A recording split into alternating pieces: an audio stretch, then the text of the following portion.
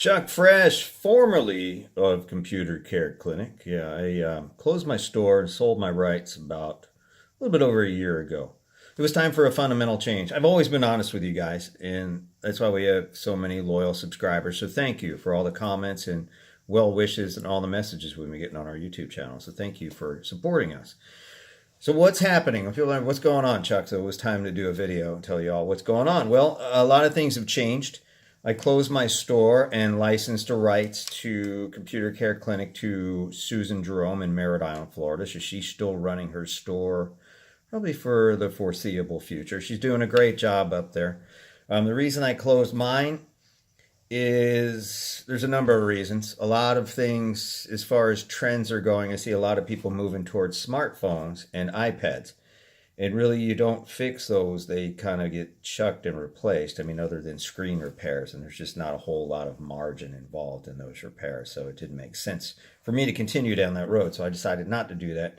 So I pulled the plug on that boy. And the other thing is, I had a couple of interns working for me who were computer programming students at one of the local universities called FIT. And we were starting to dig into coding, started to talk about, well, what's this malware thing and how is it created? And we even went down the road of creating a anti-malware, like a global anti-malware, which pretty much would turn your computer into this walled garden, kind of like what the iPhone or iPad is. But it turned out it was going to be a little bit too restrictive, and we couldn't figure out how to work around that. So as we were working on this project, I'm like, this coding stuff's pretty cool. I used to be a computer science major at Temple University a long time ago, when they still had punch cards, believe it or not. Yeah, that's why I changed my major to marketing, because that was awful. Everybody else in the city had apples. At Temple, we didn't have a lot of money, had punch cards. So it was time to hightail out of there. So I went back a few years later, a lot of years later. So I went back and I'm starting to learn coding now, and it's amazing. And I'm actually going to do some how-to videos on basic coding using a platform called Scratch, which essentially is drag and drop computer programming. And it's surprisingly powerful considering it's basically a kid's mechanism to learn coding.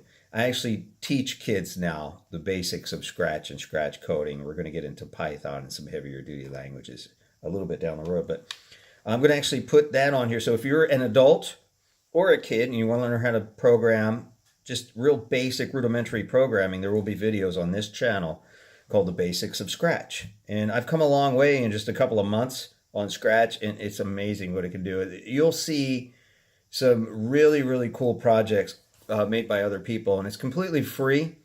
It's sponsored by MIT, and I think they host the server and everything. You jump on there, there's tutorials, there's videos, all kinds of information all over the internet, so I wanted to add to that mental collaborative process and throw my 2 cents in there and how to create some really cool stuff in Scratch based on what I've learned over the past couple of months. So getting into that, I'm also going to do electronic reviews. We're not going to limit it to computers. You've probably seen some other reviews of electronics here. So we're going to add some electronics, television reviews. We'll do some laptops. We'll do some tablets. We'll do some wireless microphones, some cameras, some other things, and cell phones, obviously.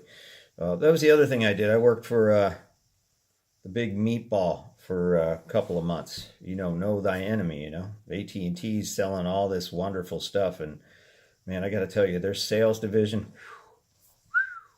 but their engineering and their products and their services, top notch, man. They've done some amazing work there. But yeah, at any sales organization, you're going to get the lazy kids in school that didn't want to work real hard and become engineers. So that didn't last too long. Had to hightail out of there. But I learned a lot. I learned a tremendous amount about the workings of that company, their product offerings, and how it kind of works. So that was definitely a worthwhile experience for me. And I will share some of those findings on this channel too. So like, subscribe if you're not already subscribed, comment if you have any questions, any things you'd like to see in terms of product reviews.